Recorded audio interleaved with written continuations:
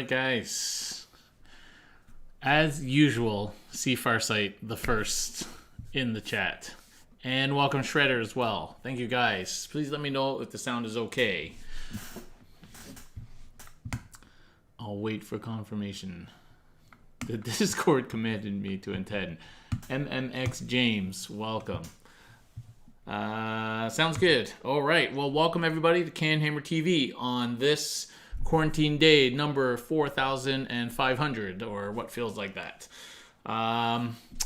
It is exciting times. We are starting to see some releases. Snoop DeVille, welcome. Black Ice, Ultimaza, welcome, guys.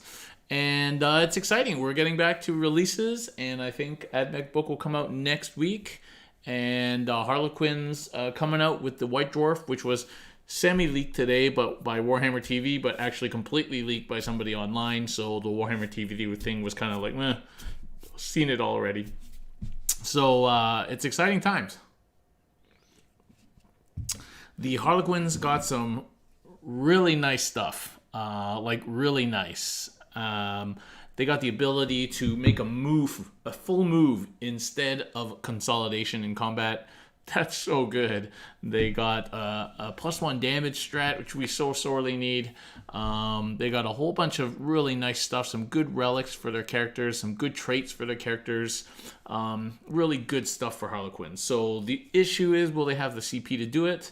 But some really nice rules. And what's really important about that is it gives me hope for our book. The Grey Knights book gives me hope. The Harlequins gives me hope. So all these things give me hope that we're gonna get some good stuff. Nothing we want is not without precedent already out there.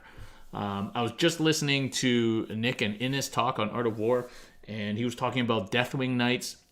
They're 2-up, 3-up invuln. They have flat 2 damage. The flail guy rolls over damage. They can go up to T5. They can be transhuman. They can -1 to wound. They got all these stuff. We're just like, damn, I wish we had that. Damn, I wish we had that. Damn, I wish we had that. Damn, I wish we had that. So if we even get half of this stuff, it's going to be nice. So I'm encouraged and secretly prepared to be salty, but willing to be happy. So that's good.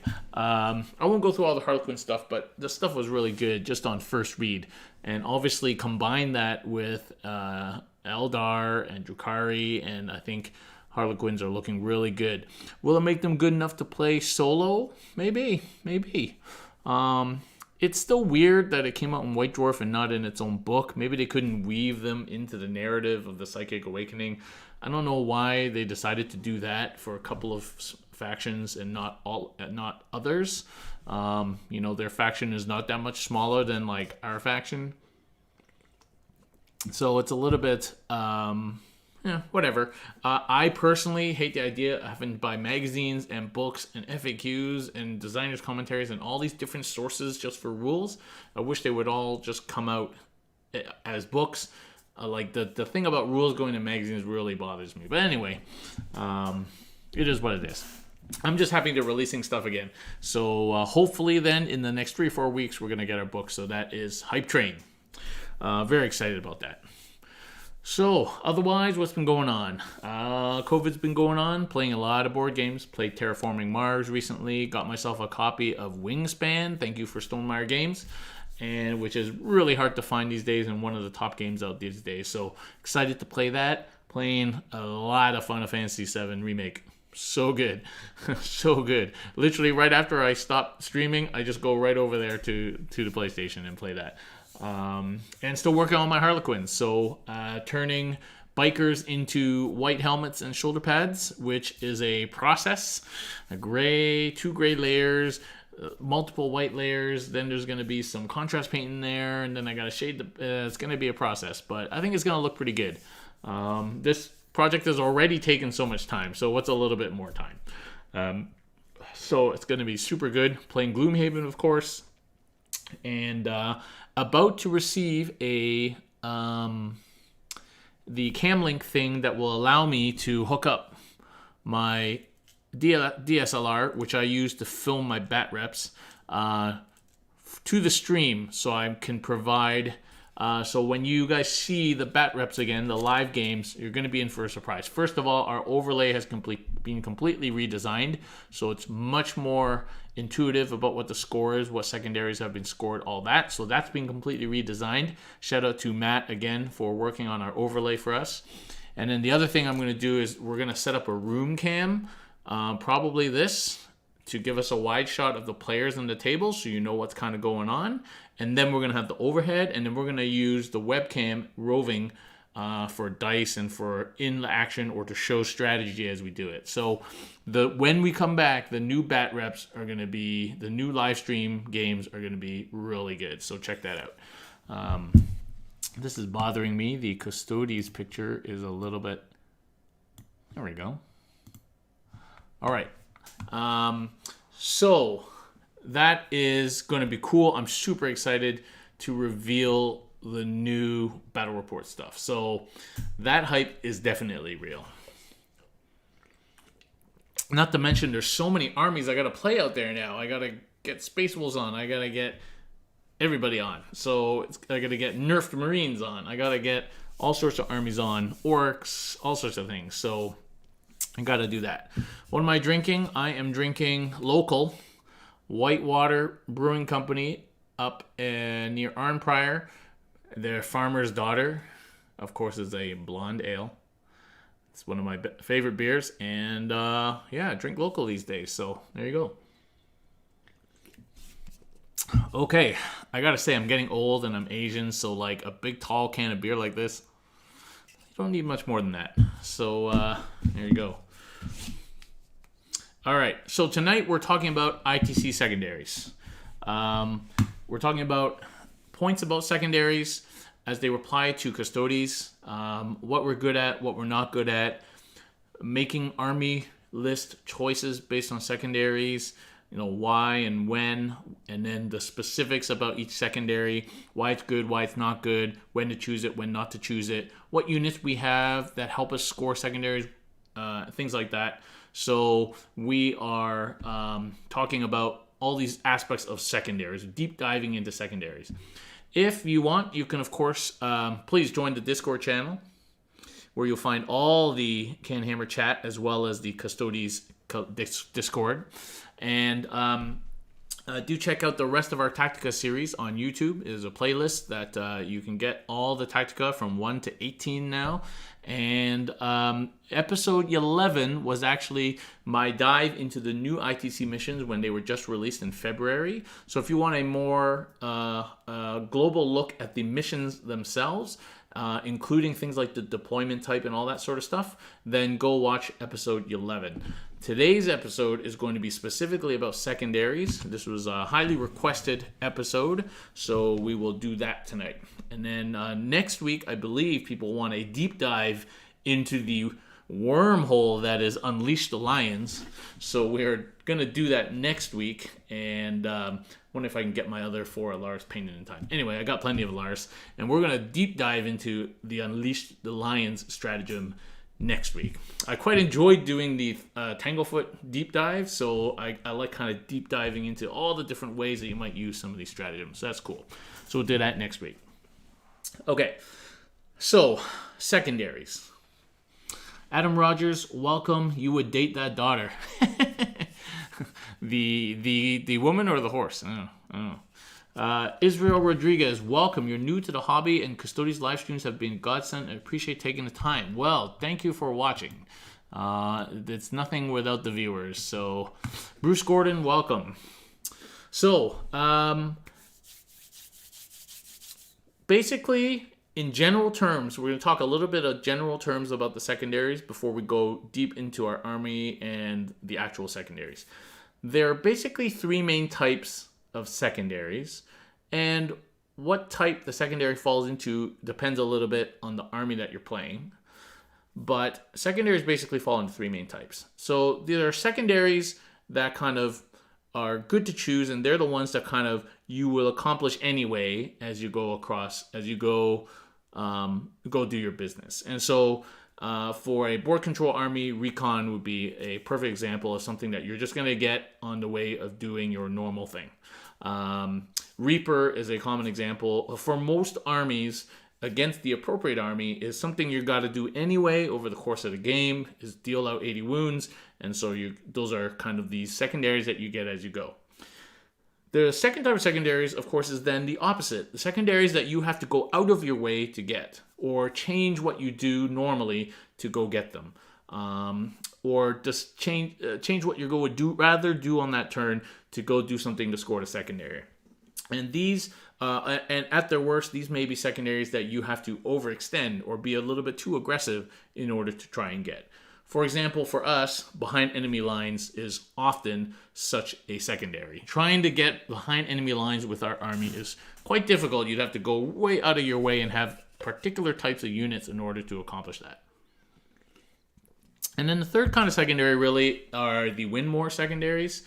And these secondaries, the importance is not that if you're winning, you get them and you win more. No big deal. In ITC, if you win by 1 point, it's still a win. It's the opposite side of the win more secondaries that you want to be careful of. That if you are losing, the win more secondaries will not help you get back in it. And so win more secondaries, while tempting and seem like they fall into the first category, they're actually on the way. They actually don't help you if you're not winning. And so that can be key to making a comeback in some of these games, especially with our kind of army where we may fall behind in the first 2 turns because we're hiding and then we need to score big.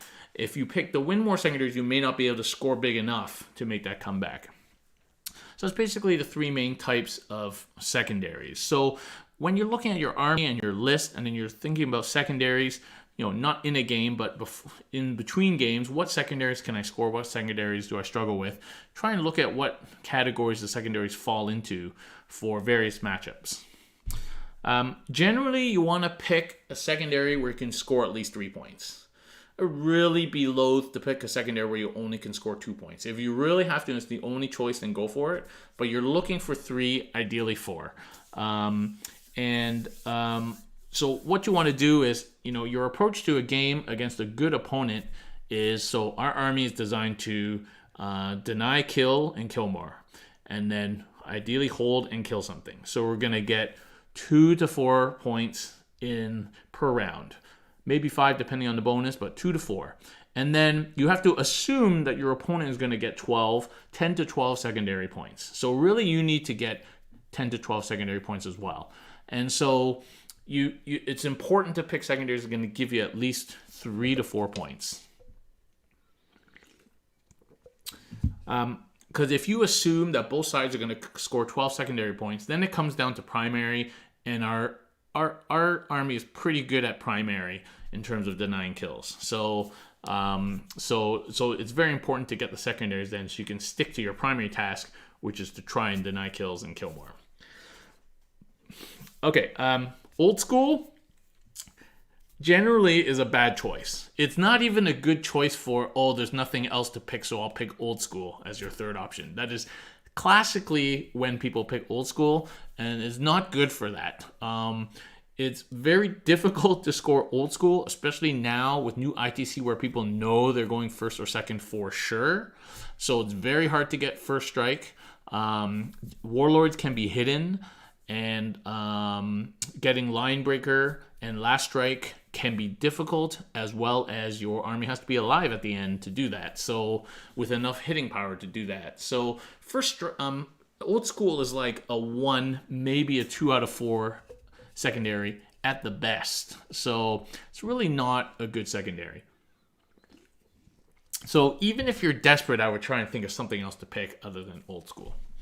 And maybe that's why they left it out of one of the 2 categories, because it's really not that good. I don't know. Maybe they're trying to tell us something.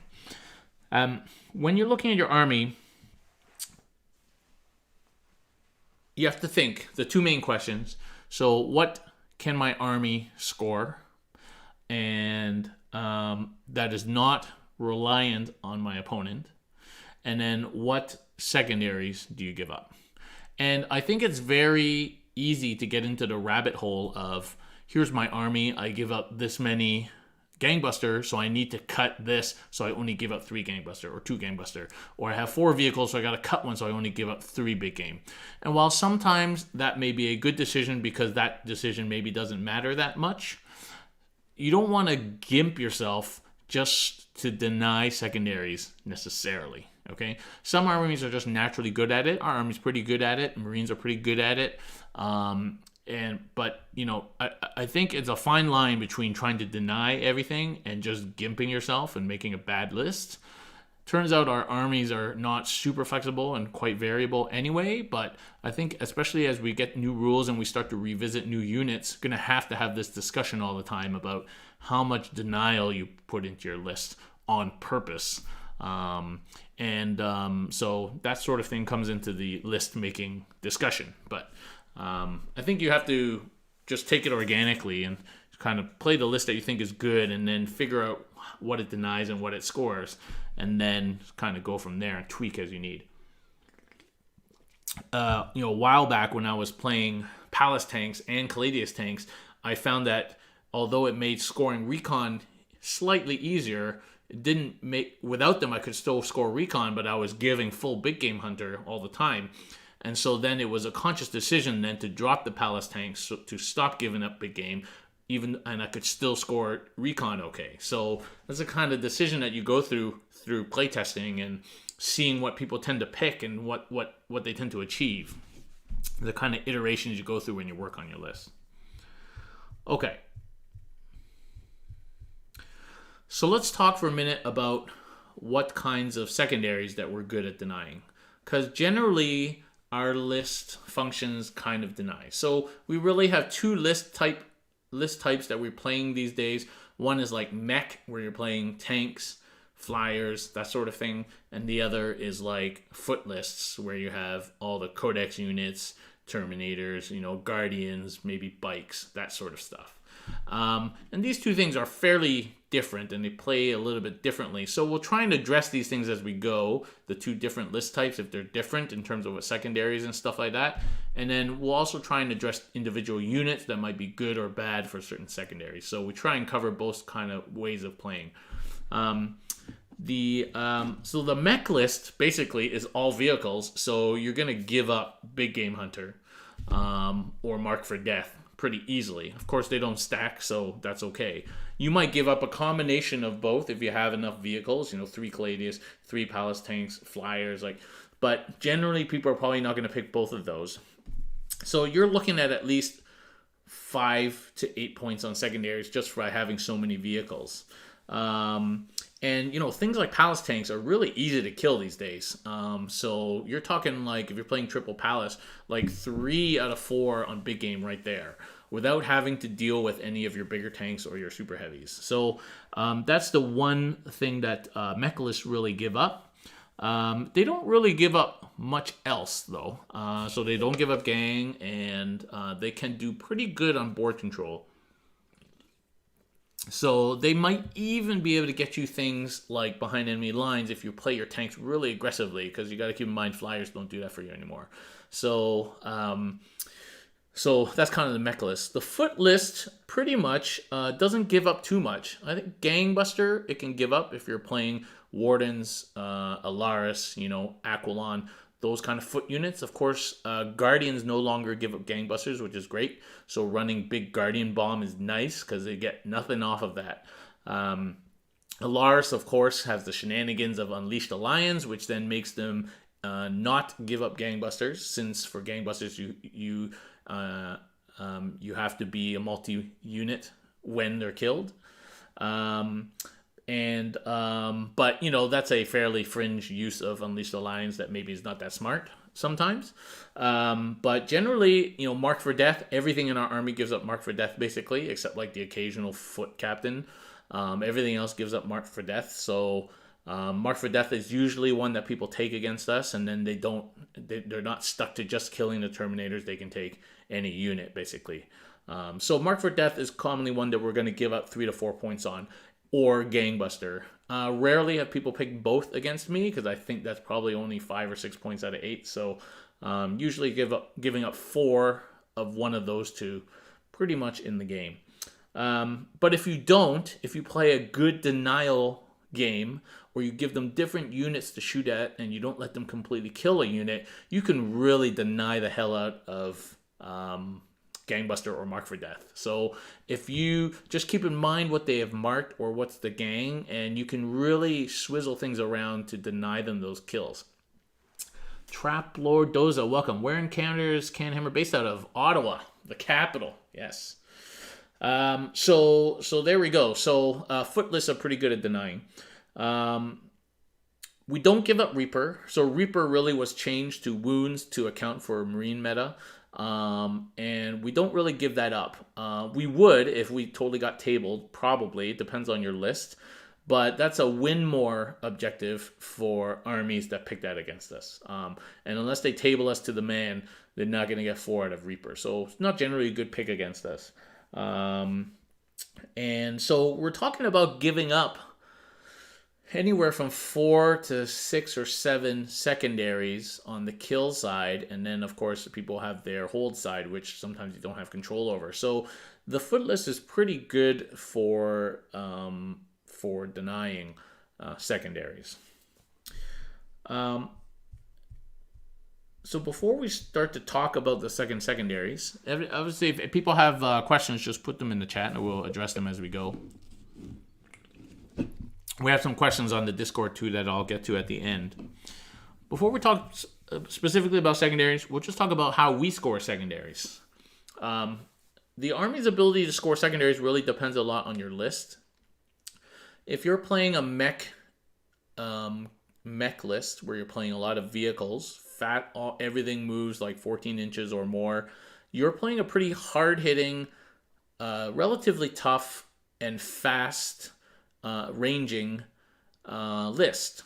Your flyers can fly forward and engage people on the first turn.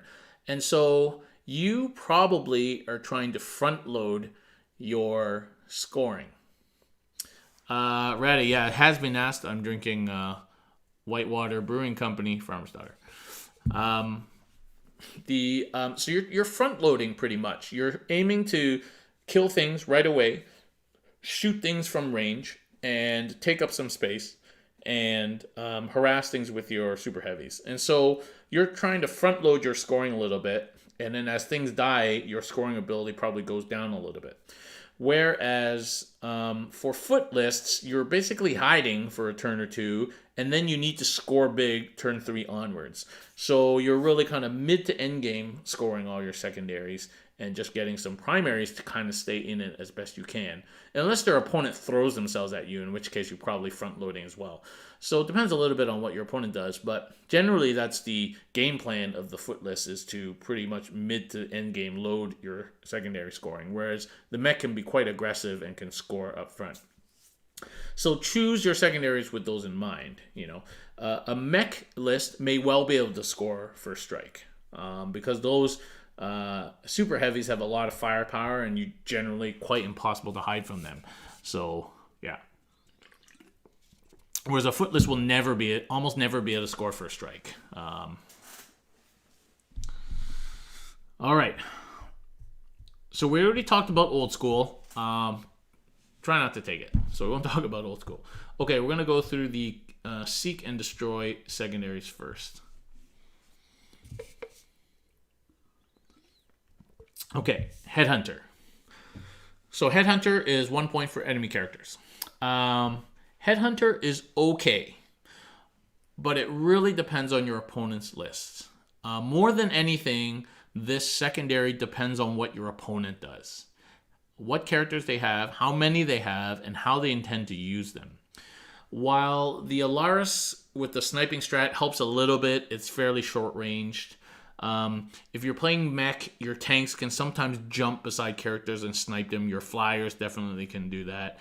And, we don't really have any other snipers. So generally, it's hard for us to get to characters without going through everything first.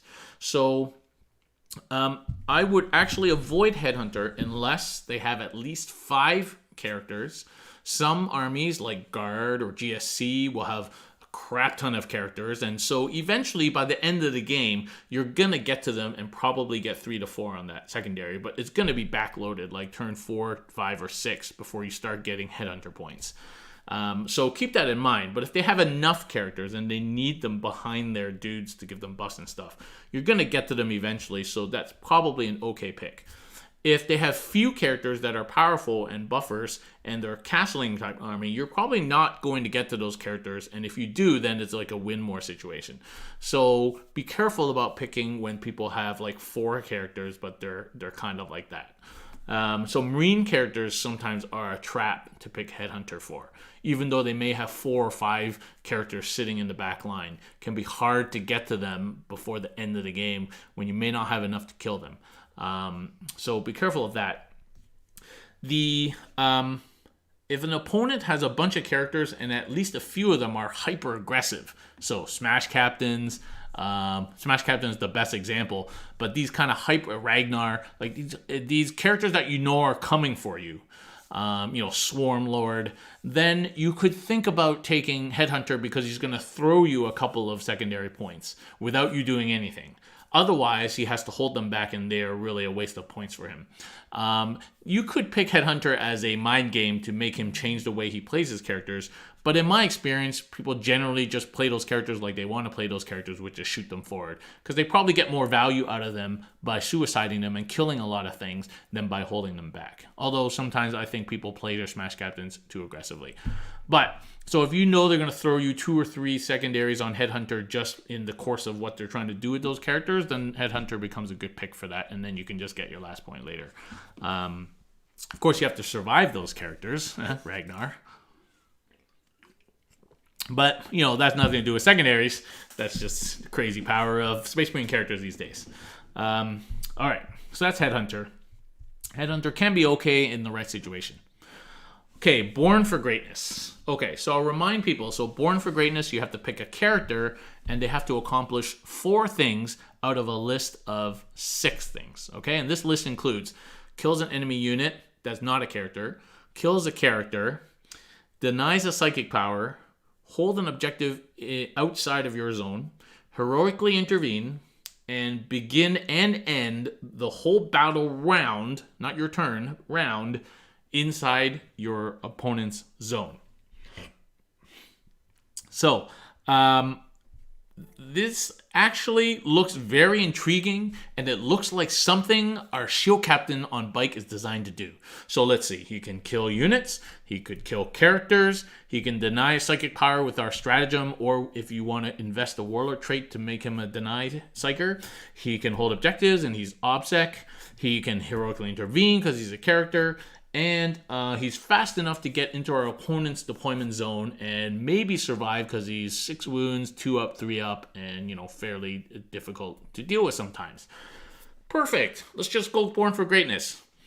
But if you really think about it, it's hard to do these things. And you kind of have to plan for it, sometimes a turn or 2 ahead. And you have to almost go out of your way what you would normally do with a biker captain in order to do that. So, destroying an enemy unit, sure. I mean, he doesn't have to kill the whole unit. He just has to be the one to land the killing blow on the unit. Hurricane Bolters, good for that. Salvo, like, all his weapons, or charging in and doing the last wound in combat. He's good with that. Destroying a character, sure, he can do that if he gets the opportunity. Denying enemy psychic power, so he can do that, but you got to spend a CP, and then you still got to roll to beat the roll. And if the opponent doesn't have Psyker or they're outside of deny range, that doesn't help you. And if you want to invest a Warlord trait in that seems like a waste. And you still have to roll to deny. So that is actually more difficult to do than it seems. Holding objective outside of your deployment zone may be easy or difficult depending on the rest of your list and your opponent's list and where the objectives are. Heroically intervening often happens just by accident. It's difficult to plan to heroically intervene without dying or getting sniped off in your opponent's turn, because of course it's in your opponent's charge phase. It's actually harder to do, and often if you do that, be by luck or by accident. And then spending the whole battle round in your opponent's deployment zone, generally not a good idea and difficult to do, even for a Shield Captain on Bike, unless it's at the end of the game and your whole army is there already. So generally, I actually think that this is not a good secondary to pick for us, even though it looks super tempting to try it with a biker captain. The other thing that might work is if you stuck an Alaris captain, Terminator captain, and then you deep strike it into your opponent's zone on like turn 2 or turn 3. It could deep strike down, and then the next turn he's in that zone, the whole battle round in your opponent's zone. He might take out a backfield character or a backfield unit, stand on the backfield objective, and because he's OBSEC, he can take it. He could deny a psychic power in the back there. So, it's possible to use actually a Terminator Captain and get yourself into the zone. That's 1 point, and then try and get the other ones too. But it still seems like you're going out of your way to really try and get your 3 or 4 points from this secondary. So generally, I probably would stay away from it, but situationally might be fun. I certainly think we have better secondaries to pick than this one. So I think that's what it comes down to. There are probably better and easier scored kill secondaries than this one. Mark for Death.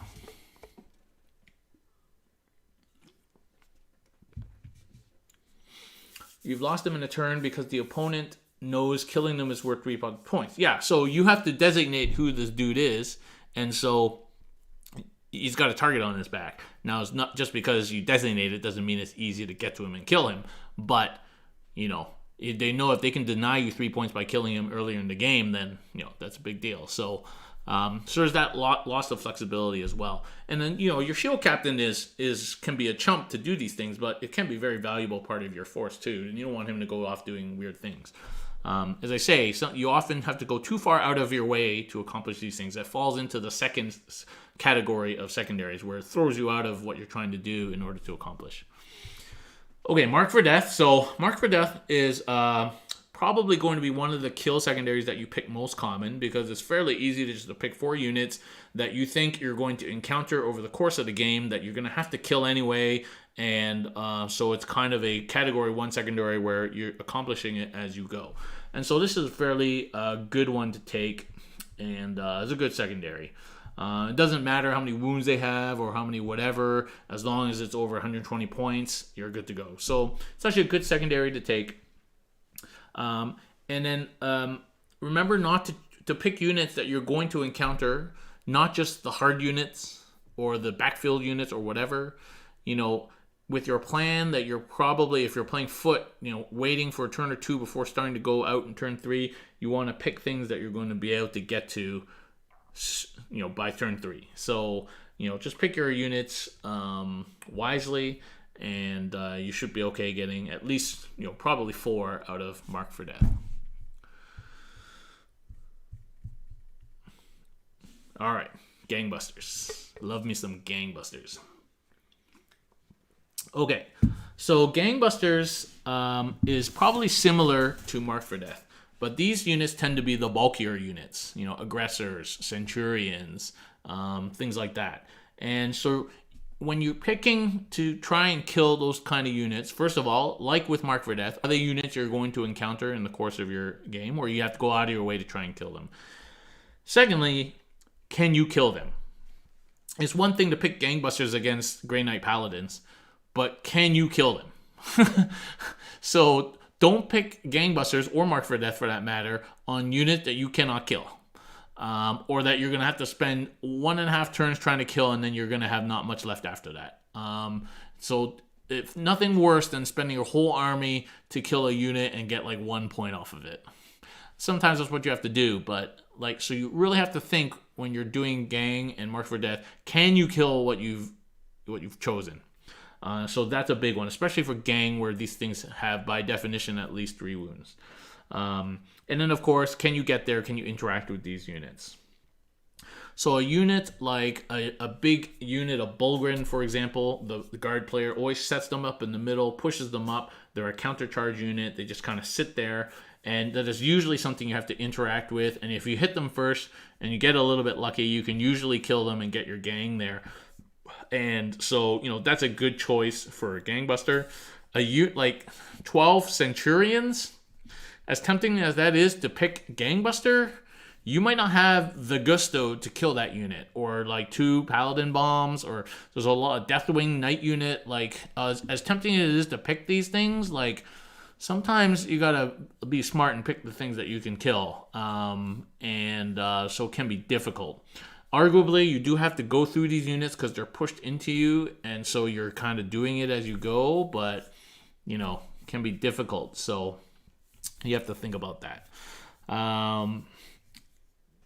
Yeah, so that's basically Gangbuster, Mark for Death are fairly similar, and yeah.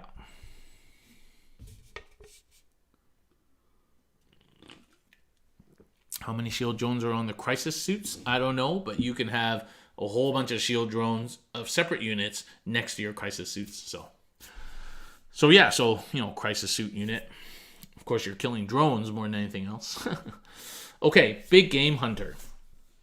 Big Game Hunters are pretty straightforward secondary. If the person has vehicles or monsters or Titanic, then you pick it.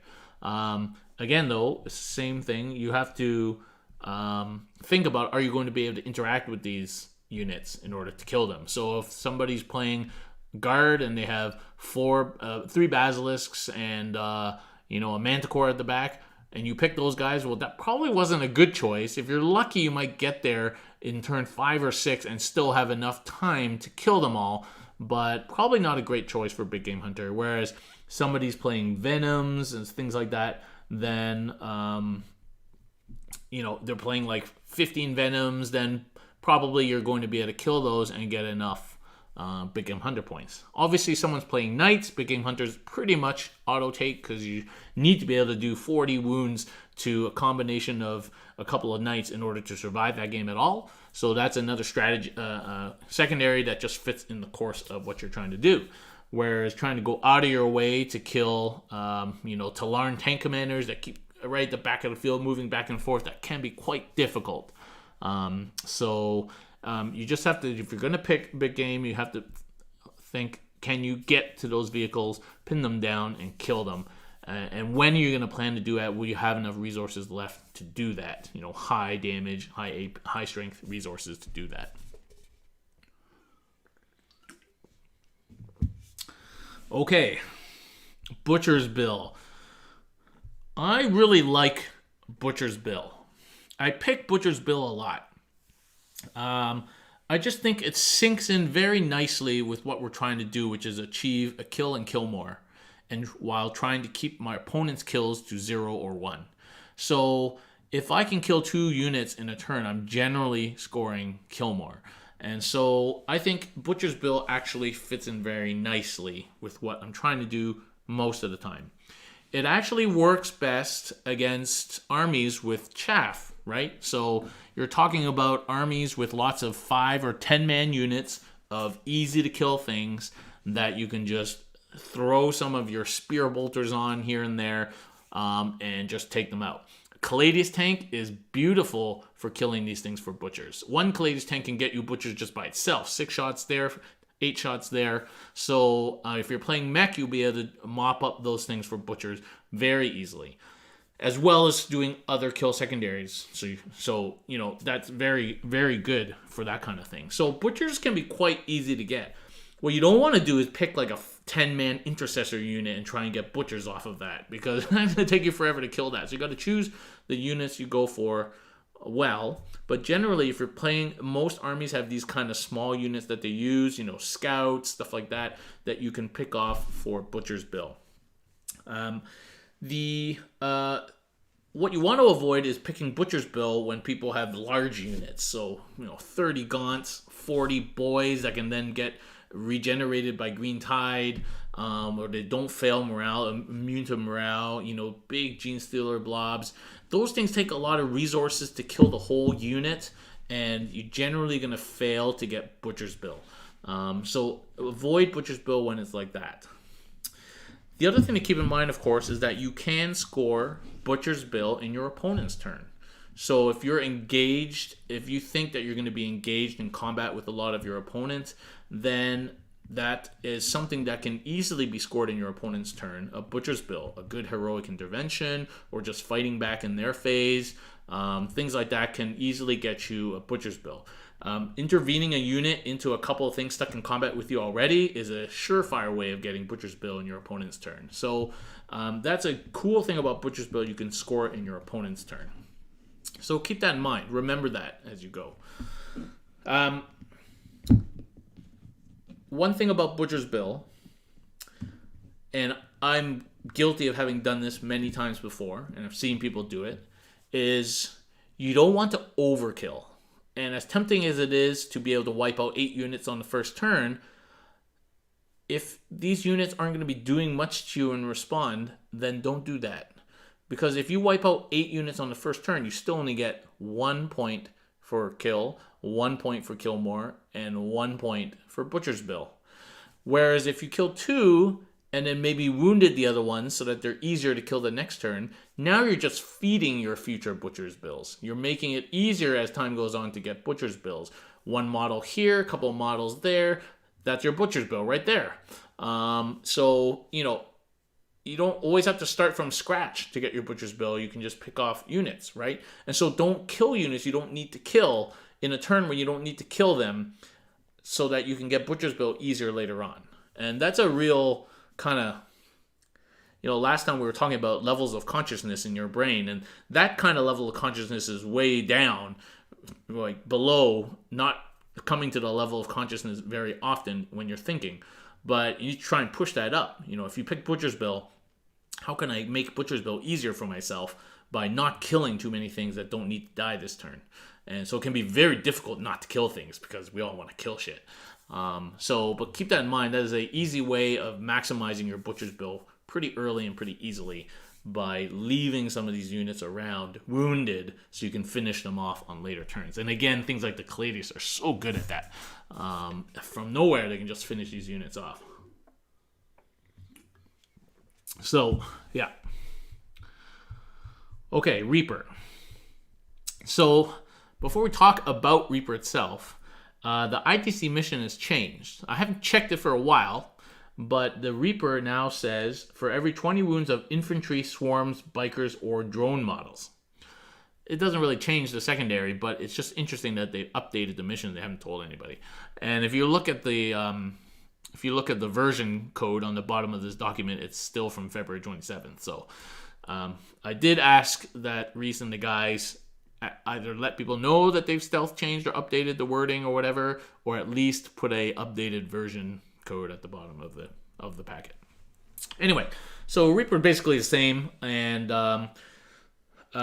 Reaper is generally good if you're going through armies where you would pick Reaper. I mean, it's pretty self-explanatory. If you're going to be able to do 80 wounds pretty easily without having to table the person, then those are good armies to do Reaper against. And while it is now possible to score 80 wounds out of intercessors and marines, it may not be easy to do that.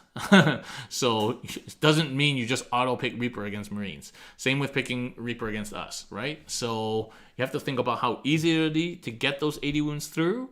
But on the armies you're picking it against, orcs, Tyranids, GSC, stuff like that, usually, Reaper is fairly easy to get. And it is a category 1 secondary, so it flows into the course of what you're trying to do, which is kill all this crap that's around you. So it's nothing you have to go out of your way in order to do.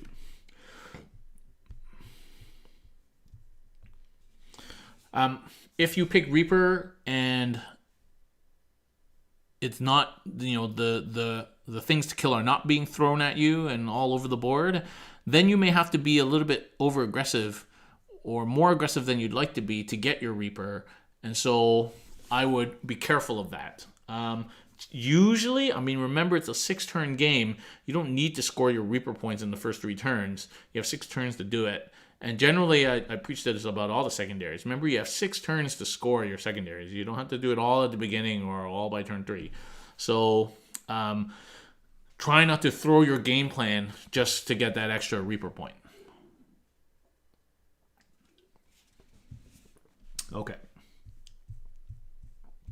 Maneuver secondary. So if people have questions about the kill secondaries, can ask them now. There's some questions here on the Discord we can go through now. We'll do that after. It's just easier.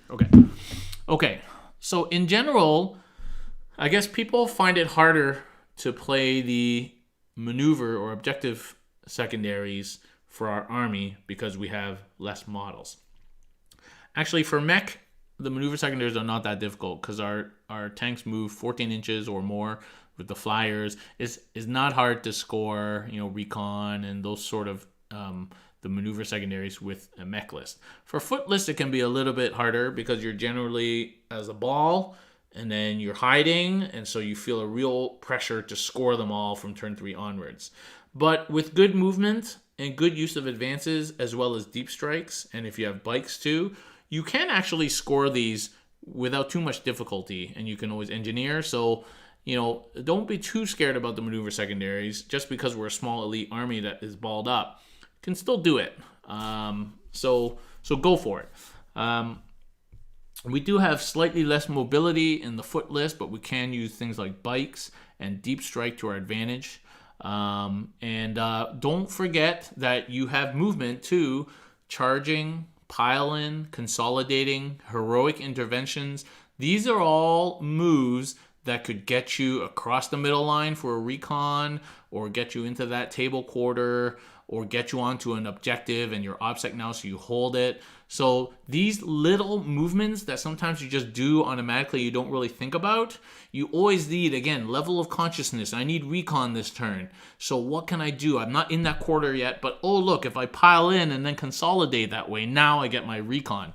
So you really got to think consciously about recon all the time. And I've been guilty of this many times on stream, forgetting that I picked recon and not when I could have easily gotten it with like a charge or a pile in or something.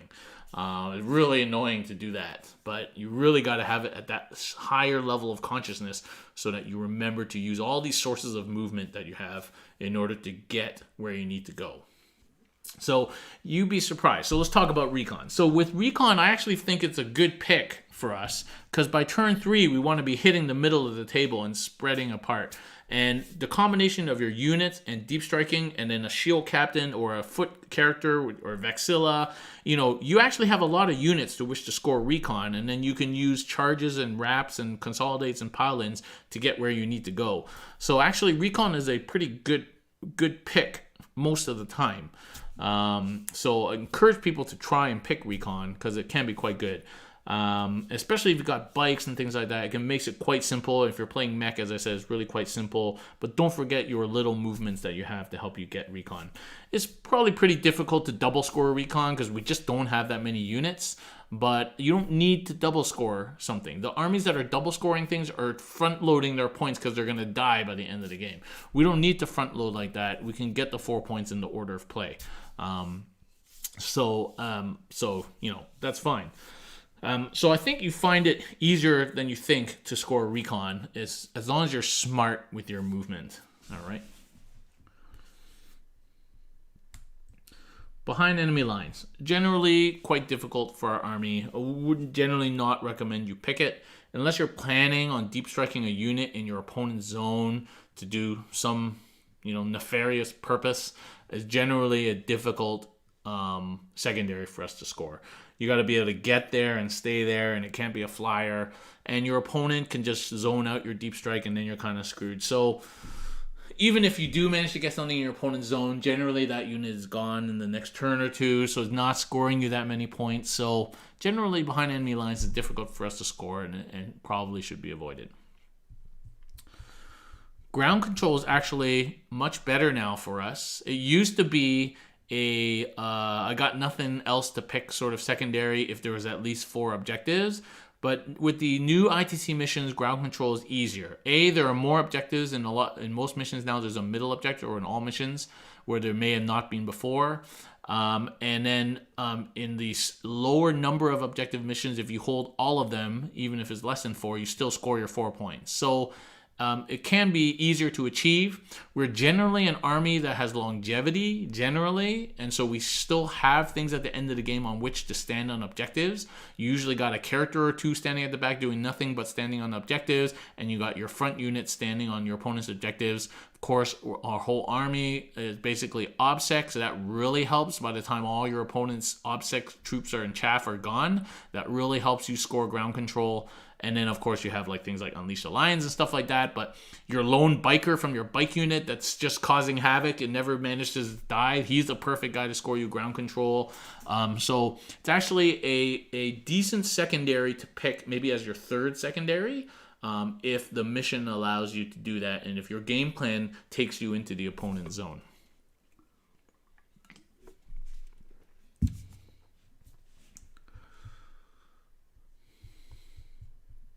King of the Hill. King of the Hill is tempting. Oh, I'll just sit my army in the middle of the table and I'll be fine. I'll score King of the Hill. Maybe I'll even double score it. Maybe I'll unleash the lions. And because they started the game as a multi-model unit, they count split now for King of the Hill. And that is a confirmed legal strategy, by the way. But now you're giving up kill and kill more, and maybe that's not such a great idea. Of course, you could just split a unit of Lars if they're still alive, turn 5, and then double score turn 5 and turn 6 and get your 4 points that way. So there may be some merit to that stratagem, strategy. But generally, King of the Hill is actually quite difficult to score. Now, in the course of play, we are trying to move. I don't think it's something you pick at all for mech lists, obviously, but for foot, we are trying to move to the middle of the table on turn 3, turn 4, and sitting there. So if you think you can exist in the middle of the table, you don't need to go anywhere else, then that might be something worth scoring. I don't think it's necessary, just like Recon, to double score it at any time. So, I don't think you need to unleash the lions just to double score. You may find that you can double score easier just with all your characters and stuff behind your wall unit anyway. So, but I don't think you need to go out of your way to double score it. If there's a big ruin or an enclosed magic box in the middle of the table that you can just get to and sit in and own that middle of the table, then King of the Hill. Oh, that's an easy one. But it's not always the case, and you can't rely on that. But if that opportunity presents itself and you got a bunch of Storm Shields and characters sitting in the middle of the table for 4 turns, then go for it. It's a no-brainer. So I think King of the Hill really depends on the army you're playing against, the terrain and the deployment and the mission. But generally probably not a first pick secondary.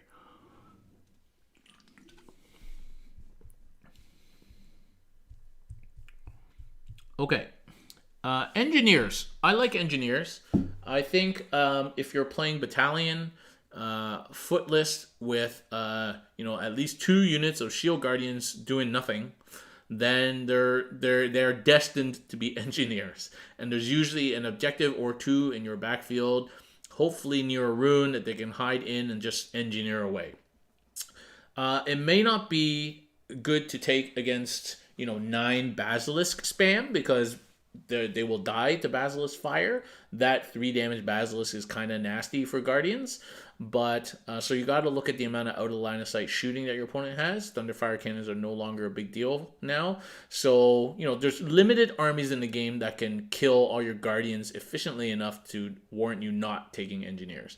And again, you don't need to go stand on an outside objective in the open just to double score engineers. Your guys are not doing anything anyway. They're blocking out deep strikes and standing in the back. So just accept what they do for 150 points, and so that they get you hold, maybe hold more, and an engineer point, which is pretty good for 150 points in the context of our army. So, just accept it, and that's what they do, and they probably score you a lot of points, actually, if you think about it. So actually, engineers in that kind of list is a pretty good choice most of the time. Yeah, that's basically it. I mean, engineers is a good choice. Okay, sappers.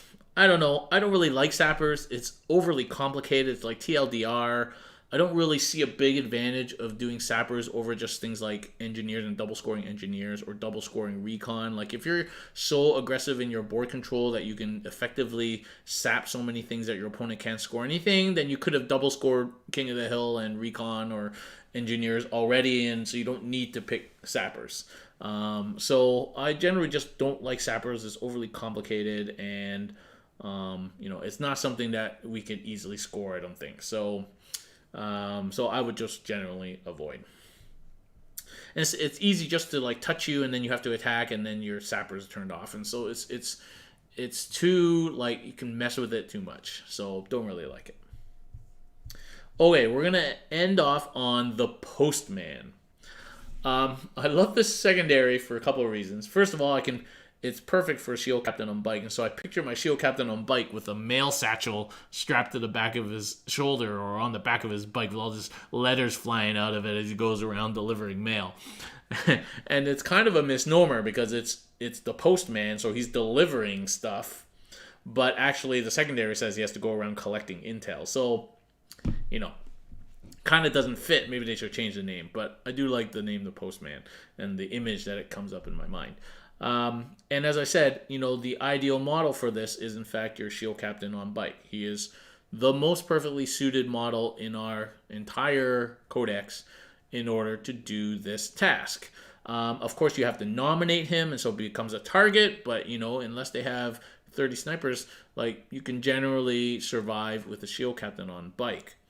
And he can just go start in your backfield and two objectives in your backfield and protected by character rule, and then by turn 3, turn 4, when you start moving up, start to hit the middle objectives and then end up in your opponent's side. So it's actually a natural progression as he goes, stays close to your army, so continues to give support, and makes his way over in 6 turns to get 4 objectives. It's pretty straightforward.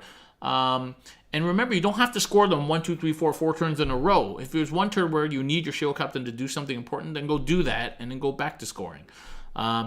Remember, it doesn't stack with engineers or any of these other objective holding secondaries. So if you have 2 units engineering and you have a guy who needs to be on one of those as a postman, just put the guy on the objective turn 1 that you can't score turn 1 objectives for engineer anyway, and you get that postman, and then the second one, engineer that one, and then he goes to the other one for the second postman point. So you just got to plan it out a little bit, what your battle plan is, what your plan is for your shield captain, and then you can get your postman fairly straightforward. If you want a good example of post-manning with engineers and a general turn 3 move forward battle plan, then watch my last game against Jean. That is basically that. I had 2 engineers and a postman, and just kind of working my way forward with the postman as I move forward, keeping my captain protected by my guardians, so he's not targeted, and easy 4 points. So postman is actually a good hold secondary that we can pick if you have a shield captain on bike. At its worst, you can suicide him 20 inches up because you have to control it at the end of your turn. So even if he dies in your opponent's turn and that was your last one, no big deal. So you can suicide him up for that 4th point, moves 20 inches, T6, 7 wounds, 2 up, 3 up. Your opponent had to spend a lot to try and kill him. It maybe doesn't accomplish that much by doing that. So, don't do that for the first objective, but you can do that probably for the last one. Okay, so that is a run through of ITC Secondaries, and lo and behold, it's always about 1 hour. Okay, I'm going to go through the questions that we got on the Discord chat. If you have questions and you're on the stream, please post it up and we'll get to them. They don't have to be questions about ITC Secondaries, but that is the topic for tonight, but you can ask any question you like. Okay, here we go.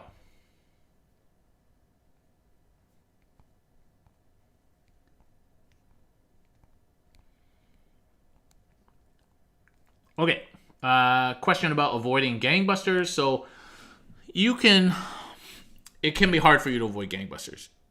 Like I mentioned, what you can do is, if your gang unit is getting low, and you can hide it so it doesn't give up the rest of the gang, but then most of your other units give up gang. So it can be difficult. You could make a list that doesn't give up gang, like by using all guardians. But generally, if your list gives up gang, it's probably going to give up gang. You just have to accept that you're going to give up 4 gangbusters. If you're lucky and you kill your opponent fast enough so that they don't have enough to get full gang, then that's one thing. So a lot of denial. But generally, if you're playing a couple of hammer units, you're probably going to give up gang, and that's all. There's not really much you can do about it. Sean Striker, have I gone through the relics? We're not talking about relics tonight. In terms of episodes where we go through relics, yes, that was episode, go back maybe 9 or 10 or 8 or 9 or 10, somewhere in the middle there. We talked about relics, warlord traits, and things like that.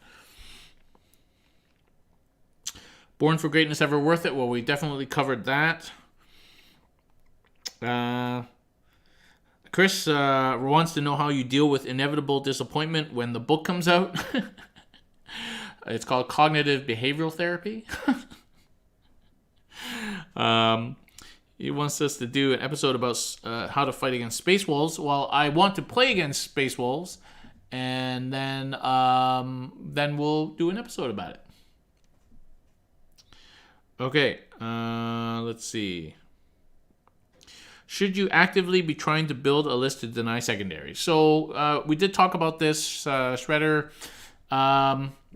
Yes and no. Like, it's not the primary purpose of building a list, but on the course of building a list, if you can make tweaks that don't affect your list too much, that denies secondaries, then you may consider making it.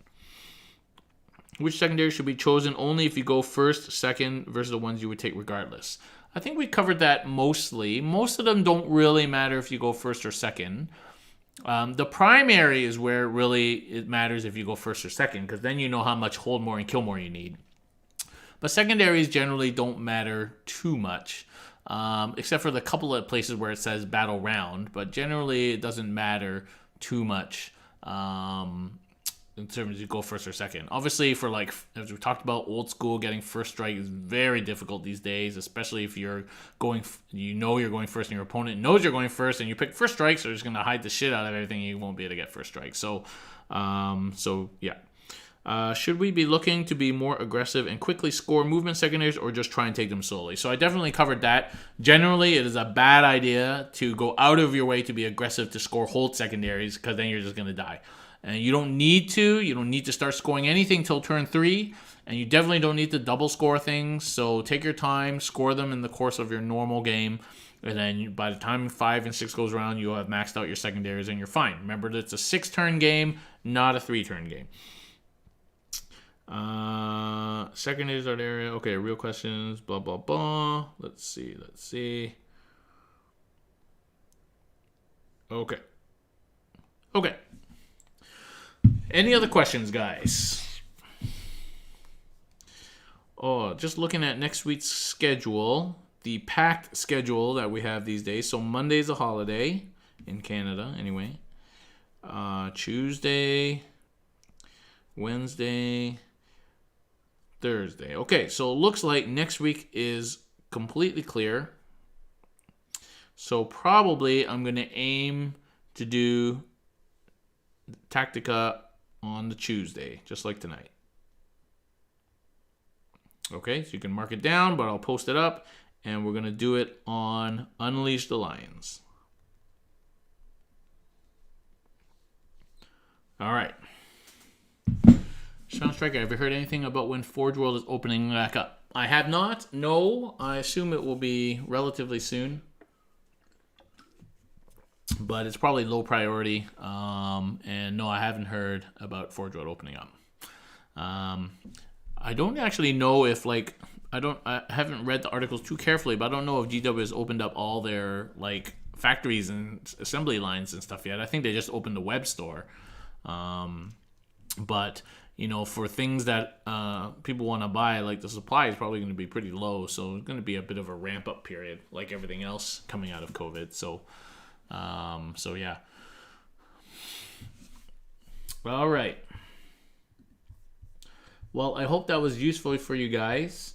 The picking of secondaries, can be the difference between winning a game and losing a game, or being behind and coming back. A lot of times. So as a foot player, if you're going to be like 6, 7, 8 points behind by the time turn 3 starts, you better make sure you pick secondaries that you're going to be able to score so you can start coming back. You're aiming for like 6 to 8 points a turn, so you need to be scoring 2 to 3, 4 secondary points a turn by turn 3. So your choice of secondaries can really make or break you, even if you play well. So picking secondaries is important, and so you should understand what your army is capable of doing, what are good picks and what are bad picks, and that may change depending on your matchups. But generally, these things are almost sometimes independent of matchups, and so I hope that helps people pick appropriately. And we'll have to redo this when the missions change again, but that won't be till next year. All right. So thanks very much for joining me, guys. It's a pleasure as always. Stay safe and do stay distanced, and we'll see everybody next week.